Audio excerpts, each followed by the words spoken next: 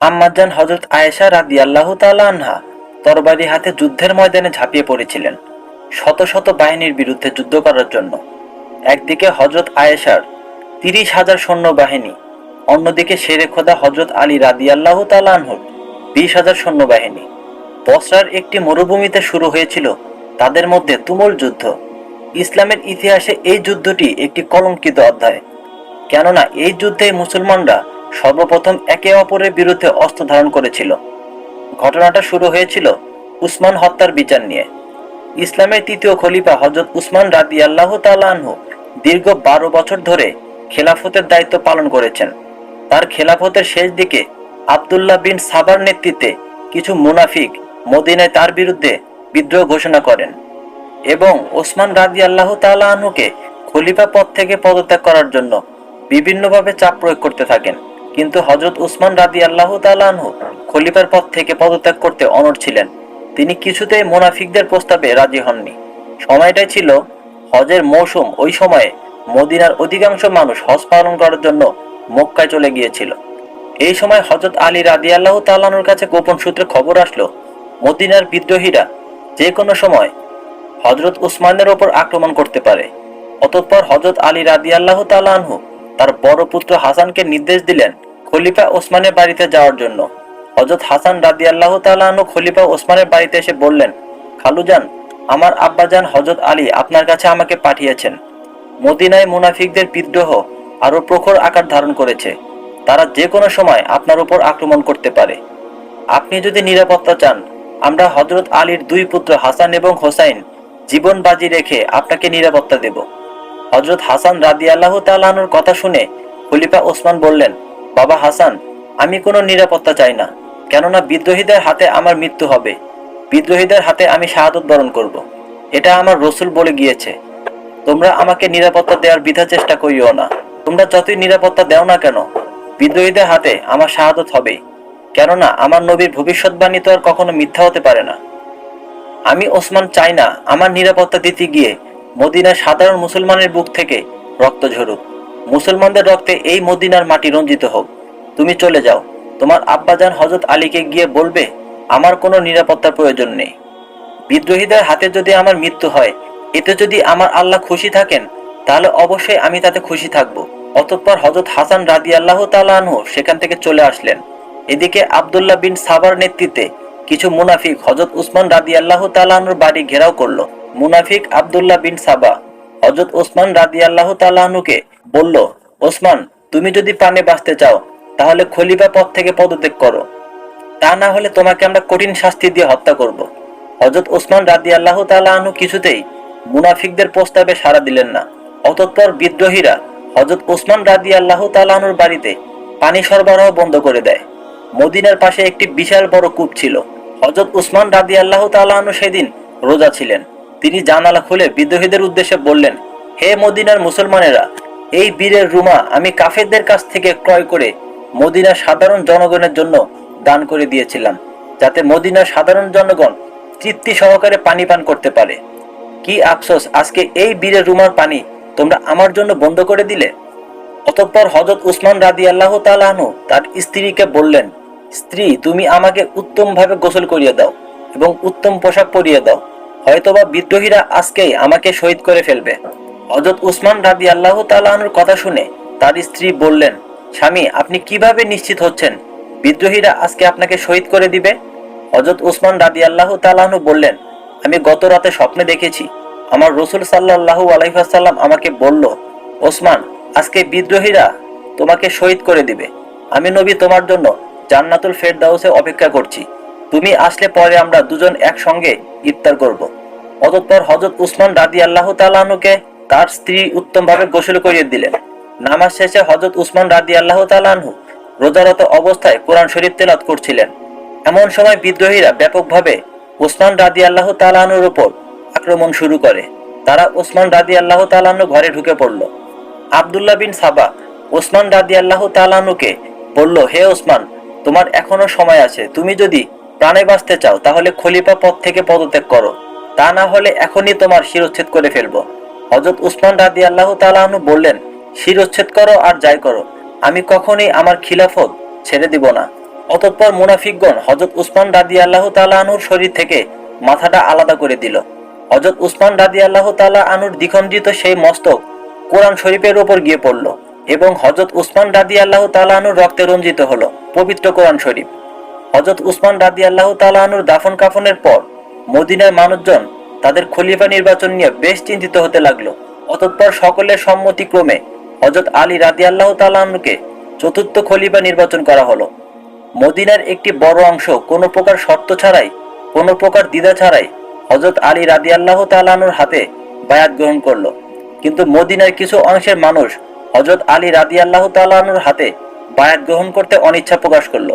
তারা বলতে লাগলো, আগে উসমান হত্যার বিচার করতে হবে, তারপর আমরা আলীর হাতে বায়াত গ্রহণ করব। তা না হলে আমরা আলীর হাতে বায়াত গ্রহণ করব না, তাকে আমরা খলিফা হিসেবে মেনে নেব না। হযরত আলী রাদিয়াল্লাহু তাআলা আনহু বললেন, উসমান হত্যার বিচার করার জন্য আমাকে কিছু সময় দিতে হবে, কেননা মদিনায় যারা বিদ্রোহ করেছিল তাদের সংখ্যা কয়েক হাজার। এই কয়েক হাজার লোকের মধ্যে থেকে কারা ওসমানকে হত্যা করেছে এবং ওসমান হত্যার পিছনে কারা জড়িত ছিল তাদের চিহ্নিত করতে হবে। তাদের চিহ্নিত করতে বেশ সময় প্রয়োজন, এজন্য আমাকে কিছু সময় দিতে হবে। আমি অবশ্যই ওসমান হত্যার বিচার করব। ওই সময়ে আম্মাজান হযরত আয়েশা রাদিয়াল্লাহু তাআলা আনহা তিনি মক্কায় হজ পালনে ব্যস্ত ছিলেন। নবী প্রসিদ্ধ দুইজন সাহাবী তালহা রাদিয়াল্লাহু তাআলা আনহু এবং জুবায়ের রাদিয়াল্লাহু তাআলা আনহু তারা দুইজন মদিনা থেকে মক্কায় চলে গেলেন আয়েশার সঙ্গে দেখা করার জন্য।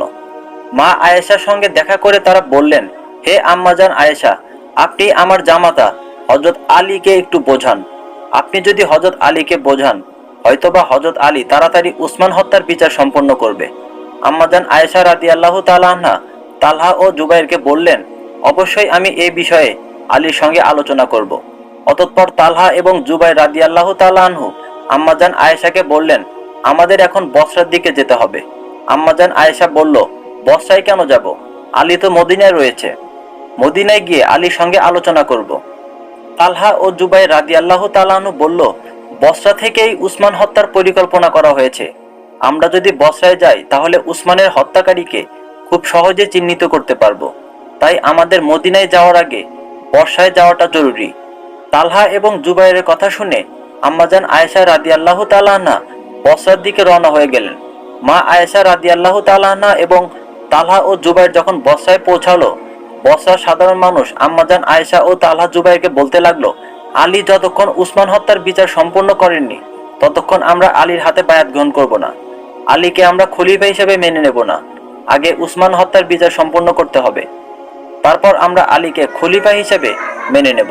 এদিকে মুনাফিক আব্দুল্লাহ বিন সাবা, যে উসমান রাদিয়াল্লাহু তাআলা আনহুকে হত্যা করেছে, সেই আব্দুল্লাহ বিন সাবা তার দলবল নিয়ে আলীর কাছে গিয়ে বায়াত গ্রহণ করলো। আব্দুল্লাহ বিন সাবা হযরত আলীর হাতে এজন্য বায়াত গ্রহণ করলো যাতে হযরত আলী তাকে উসমান হত্যার হত্যাকারী হিসেবে সন্দেহ না করে। এদিকে হযরত আলী রাদিয়াল্লাহু তাআলা আনহুর কাছে খবর আসলো হযরত আয়েশা রাদিয়াল্লাহু তাআলা আনহা এবং তালহা ও জুবায়ের হজ পালন করে তারা মদিনায় না এসে বসরায় গিয়েছে এবং তারা আলীর বিরুদ্ধে যুদ্ধ করার জন্য সৈন্য একত্রিত করেছে। এই খবর আসা মাত্রই হযরত আলী রাদিয়াল্লাহু তাআলা আনহু 20,000 সৈন্য নিয়ে বসরার দিকে রওনা হলেন। অন্যদিকে আম্মাজান আয়েশার কাছে খবর চলে গেল হযরত আলী 20,000 সৈন্য নিয়ে বসরার দিকে আসছে আপনার সঙ্গে যুদ্ধ করার জন্য। আম্মাজান আয়েশারও বসরার 30,000 সৈন্য নিয়ে হযরত আলীর বিরুদ্ধে যুদ্ধ করার জন্য অগ্রসর হতে লাগলেন। অবশেষে বসরার একটি মরুভূমিতে তারা উভয় পক্ষ উপস্থিত হলো। একদিকে আম্মাজান আয়েশা ও তালহা জুবায়ের 30,000 সৈন্যবাহিনী, অন্যদিকে হযরত আলী রাদিয়াল্লাহু তাআলা আনহুর 20,000 সৈন্যবাহিনী। দুই দলের সৈন্যবাহিনী তারা মুখোমুখি তাঁবু টাঙিয়ে সেই মরুভূমিতে অবস্থান করলো। অতঃপর তাদের মাঝে আলোচনা শুরু হলো। আলোচনায় হযরত আলী রাদিয়াল্লাহু তাআলা আনহু বললেন, আমরা মুসলমান কখনো একে অপরের বিরুদ্ধে যুদ্ধ করতে পারি না। অন্যদিকে আয়েশা রাদিয়াল্লাহু তাআলা আনহা এবং তালহা ও জুবায়ের তারাও একই কথা বলল। তারা দীর্ঘক্ষণ আলোচনা করলো। আলোচনা শেষে তারা এই সিদ্ধান্তে উপনীত হলো যে হযরত আলী রাদিয়াল্লাহু তাআলা আনহুকেই খলিফা মানা হবে এবং তার হাতে বায়াত গ্রহণ করা হবে। আগামীকাল আমরা সকলেই মদিনায় যাব। মদিনায় গিয়ে উসমান হত্যার হত্যাকারীকে চিহ্নিত করব এবং তাকে উপযুক্ত শাস্তি দিয়ে তারপর আমরা আলীর হাতে বায়াত গ্রহণ করব। আম্মাজান আয়েশাও প্রস্তাবে রাজি হলেন। তালহা এবং জুবাইর উভয়ই এই প্রস্তাবে রাজি হলেন। এদিকে আব্দুল্লাহ বিন সাবা হযরত আলী রাদিয়াল্লাহু তাআলা আনহুর নিকট তার সৈন্যবাহিনীতে তার মুনাফিক দল নিয়ে অবস্থান করছিল। গভীর রাতে হযরত আলী রাদিয়াল্লাহু তাআলা আনহু এবং তার সৈন্যবাহিনী যখন ঘুমিয়ে পড়ল, অন্যদিকে আয়েশা রাদিয়াল্লাহু তাআলা আনহা সৈন্যবাহিনী যখন ঘুমিয়ে পড়ল, গভীর রাতে আব্দুল্লাহ বিন সাবা তার মুনাফিক দলবল নিয়ে পরামর্শ করতে লাগলো। আব্দুল্লাহ বিন সাবা তাদের বলল, আমাদের যা করার আজকের রাতের মধ্যেই করতে হবে, কেননা তারা উভয় পক্ষ যে সন্ধি করেছে, এই সন্ধি অনুযায়ী যদি আগামীকাল মদিনায় যায় এবং মদিনায় গিয়ে তদন্ত শুরু করে, তাহলে নির্ঘাত আমাদের শাস্তি হবে, আমরা ধরা পড়ে যাব। আমরা যে ওসমানকে হত্যা করেছি, ওসমান হত্যার হত্যাকারী হিসাবে আমাদের মৃত্যুদণ্ড হবে। আব্দুল্লাহ বিন সাবা তার মুনাফিক সৈন্যগুলোকে 3 ভাগে ভাগ করেছিল। এক ভাগ হযরত আয়েশার তাঁবুর কাছে পাঠিয়ে দিল, এক ভাগ হযরত আলীর তাঁবুর কাছে পাঠিয়ে দিল, এক ভাগ সৈন্য তার নিজের কাছে রাখলো। অতঃপর দুই পক্ষের সৈন্যরা যখন গভীর ঘুমে শায়িত অবস্থায় তাঁবুতে অবস্থান করছিল, এমন সময় আব্দুল্লাহ বিন সাবা তার সঙ্গে থাকা কয়েকজন মুনাফিক সৈন্যকে বলল, তোমরা আয়েশার সৈন্যবাহিনীর উপর হামলা করো। সঙ্গে সঙ্গে তারা হযরত আয়েশার সৈন্যের তাঁবুর উপর হামলা করলো। সঙ্গে সঙ্গে হযরত আয়েশার সৈন্যরা ঘুম থেকে উঠে আক্রমণ করতে লাগলো। হযরত আয়েশা রাদিয়াল্লাহু তাআলা আনহা এবং তালহা ও জুবায়ের তারা তাঁবুর বাইরে বের হয়ে আসলো এবং সৈন্যদের জিজ্ঞেস করলো, কি হয়েছে? সৈন্যগণ বলল, হযরত আলীর সৈন্যরা আমাদের উপর বেপরোয়াভাবে আক্রমণ করেছে এবং আমাদের সৈন্যরা আত্মরক্ষার স্বার্থে তাদের আক্রমণ প্রতিহত করেছে। তালহা এবং জুবায়ের ও হযরত আয়েশা রাদিয়াল্লাহু তাআলা আনহা তখন তাদের সকল সৈন্যকে যুদ্ধের জন্য অনুমতি দিলেন। তাদের সৈন্যের বিভিন্ন শাখায় শাখায় খবর পাঠান, আলীর সৈন্যরা ব্যাপকভাবে আক্রমণ করেছে, তোমরা যুদ্ধের জন্য তৈরি হও। অন্যদিকে মারামারি শব্দ শুনে হযরত আলী রাদিয়াল্লাহু তাআলা আনহুর ঘুম ভেঙে গেল। হযরত আলী রাদিয়াল্লাহু তাআলা আনহু তাঁবু থেকে বের হয়ে জিজ্ঞেস করলো তার সৈন্যকে, কি হয়েছে? মুনাফিক আব্দুল্লাহ বিন সাবা হযরত আলীকে বলল, আয়েশার সৈন্যরা আমাদের উপর ব্যাপকভাবে আক্রমণ করেছে, তাদের আক্রমণ প্রতিহত করার জন্য আত্মরক্ষার স্বার্থে আমাদের সৈন্যরা পাল্টা জবাব দিচ্ছে। অতঃপর হযরত আলী রাদিয়াল্লাহু তাআলা আনহু তার সেনাবাহিনীর বিভিন্ন অংশে খবর পাঠালো, বিপক্ষের সৈন্যরা আমাদের উপর ব্যাপকভাবে আক্রমণ করছে, তোমরা যুদ্ধের জন্য সকলে প্রস্তুত হও। এভাবে 3 দিন একাধারে যুদ্ধ চলতে লাগলো। এই যুদ্ধে 10,000 মুসলমান শাহাদাত বরণ করলো। সাহাবী তালহা রাদিয়াল্লাহু তাআলা আনহু এবং জুবাইর রাদিয়াল্লাহু তাআলা আনহু তারা দুজনে এই যুদ্ধে শাহাদাত বরণ করেছেন। তুমুল যুদ্ধ চলছে, চোখের সামনে মুসলমানের লাশের স্তূপ এবং মুসলমানদের রক্তের বর্ষার মাটি লাল হয়ে উঠল। একজন প্রখ্যাত সাহাবী হযরত আম্মাজান আয়েশাকে পরামর্শ দিয়ে বললেন, আম্মাজান আয়েশা, আপনি উটের পিঠে চড়ে যুদ্ধের ময়দানে যান। আপনি যদি যুদ্ধের ময়দানে যান, হয়তো দুই পক্ষের সৈন্যবাহিনী আপনাকে যুদ্ধের ময়দানে দেখে তারা যুদ্ধ থামিয়ে দিতে পারে। অতঃপর আম্মাজান আয়েশা উটের পিঠে আরোহণ করলেন। আম্মাজান আয়েশা উটের চারপাশে চাদর দিয়ে পর্দা টাঙিয়ে দেওয়া হলো। আম্মাজান আয়েশা যুদ্ধের ময়দানে উপস্থিত। এদিকে হযরত আয়েশা রাদিয়াল্লাহু তাআলা আনহার সৈন্যগণ চিন্তা করলো, আম্মাজান আয়েশা স্বয়ং যুদ্ধের ময়দানে এসেছেন, তিনি যুদ্ধের ময়দানে আমাদের সেনাপতির দায়িত্ব পালন করবেন। আম্মাজান আয়েশার যুদ্ধের ময়দানে উপস্থিত দেখে তার সৈন্যবাহিনী আরো ব্যাপকভাবে আক্রমণ করতে লাগলো এবং যুদ্ধ আরো তুমুল আকার ধারণ করলো। অন্যদিকে হযরত আলী রাদিয়াল্লাহু তাআলা আনহু মনে করলেন, আম্মাজান আয়েশা যেহেতু যুদ্ধের ময়দানে এসে তার সৈন্যবাহিনীর পক্ষে সেনাপতির দায়িত্ব পালন করেছে, অতএব আমাকেও যুদ্ধের ময়দানে যাওয়ার প্রয়োজন। অতঃপর হযরত আলী রাদিয়াল্লাহু তাআলা আনহু তরবারি হাতে উপস্থিত হলেন। হযরত আলী রাদিয়াল্লাহু তাআলা আনহুর হাতে এক হাতে ঢাল এবং অপর হাতে জুলফিকার, যে জুলফিকার শত হাজার কাফেরের মস্তক টিরহন করে দিয়েছে, এই দুনিয়ার জমিনে ইসলাম প্রতিষ্ঠিত করতে সহায়ক হয়েছে, সেই জুলফিকার আজ মুসলমানদের রক্তে রঞ্জিত হবে। হযরত আলী কখনো এটা ভাবেনি। তুমুল যুদ্ধ চলতে লাগলো। হযরত আলী রাদিয়াল্লাহু তাআলা আনহু চিন্তা করলেন, এভাবে মুসলমান হয়ে মুসলমানের বিরুদ্ধে অস্ত্র ধারণ করা কোনোভাবেই ঠিক না। হযরত আলী চিন্তা করলেন, আমি যদি আম্মাজান আয়েশার উটটাকে মাটিতে বসিয়ে দিতে পারি, তাহলে হয়তো যুদ্ধ থামতে পারে। কেননা যুদ্ধের একটা নিয়ম আছে, যুদ্ধের প্রধান যখন মাটিতে পড়ে যাবে বা তার উট বা ঘোড়া যখন মাটিতে পড়ে যাবে, তখন তার পক্ষে সৈন্যরা যুদ্ধ থামিয়ে দিবে। এটা ওই সময় যুদ্ধের একটা রীতি ছিল। হযরত আলী রাদিয়াল্লাহু তাআলা আনহু দূর থেকে একটি তীর নিক্ষেপ করলেন আম্মাজান আয়েশার উটের পায়ে। আম্মাজান আয়েশার আরোহিত সেই উটের পায়ে হযরত আলীর তীরটা লেগে গিয়ে আম্মাজান আয়েশার উট মাটিতে বসে পড়ল। সঙ্গে সঙ্গে হযরত আয়েশার সৈন্যগণ যুদ্ধ থামিয়ে দিল। যুদ্ধ থেমে গেলেও হযরত আয়েশার সৈন্যরা পরাজয় বরণ করলো এবং তারা যুদ্ধের ময়দান থেকে পালিয়ে যেতে শুরু করলো। হযরত আলী রাদিয়াল্লাহু তাআলা আনহু তার সৈন্যের উদ্দেশ্যে বললেন, আম্মাজান আয়েশা যেসব সৈন্যরা পরাজয় বরণ করে যুদ্ধের ময়দান থেকে পালিয়ে যাচ্ছে তাদের পিছু কেউ ধাওয়া করবে না, তাদেরকে কেউ আর নতুন করে আক্রমণ করবে না। হযরত আলী রাদিয়াল্লাহু তাআলা আনহু আম্মাজান আয়েশার সঙ্গে পরামর্শ করলেন, হে আম্মাজান, আমরা মুসলমান হয়ে কেন মুসলমানের বিরুদ্ধে অস্ত্র ধারণ করেছি? এটা তো আমাদের জন্য জঘন্যতম একটি কাজ। অতঃপর হযরত আলী রাদিয়াল্লাহু তাআলা আনহু 10,000 মুসলমানের জানাজা সম্পূর্ণ করে তাদের দাফন কাফন সম্পন্ন করলেন। এরপর ইমাম হাসান এবং ইমাম হোসাইনকে বললেন, তোমরা আম্মাজান আয়েশাকে সসম্মানে মদিনায় পৌঁছে দাও। হযরত আলী রাদিয়াল্লাহু তাআলা আনহু মদিনায় পৌঁছে ওসমান হত্যার বিচার সম্পন্ন করার জন্য তদন্ত কমিটি গঠন করলেন। আব্দুল্লাহ বিন সাবা যখন বুঝতে পারল সে অতি শীঘ্রই ওসমান হত্যার দায়ে ধরা পড়ে যাবে, তখন আব্দুল্লাহ বিন সাবা হযরত আলী রাদিয়াল্লাহু তাআলা আনহুর সৈন্যবাহিনী থেকে তার মুনাফিক সৈন্যদেরকে নিয়ে অনেক দূরে পালিয়ে গেল। আব্দুল্লাহ বিন সাবার পালানোর কথা শুনে হযরত আলী রাদিয়াল্লাহু তাআলা আনহু তার পিছনে সৈন্য বাড়ালেন।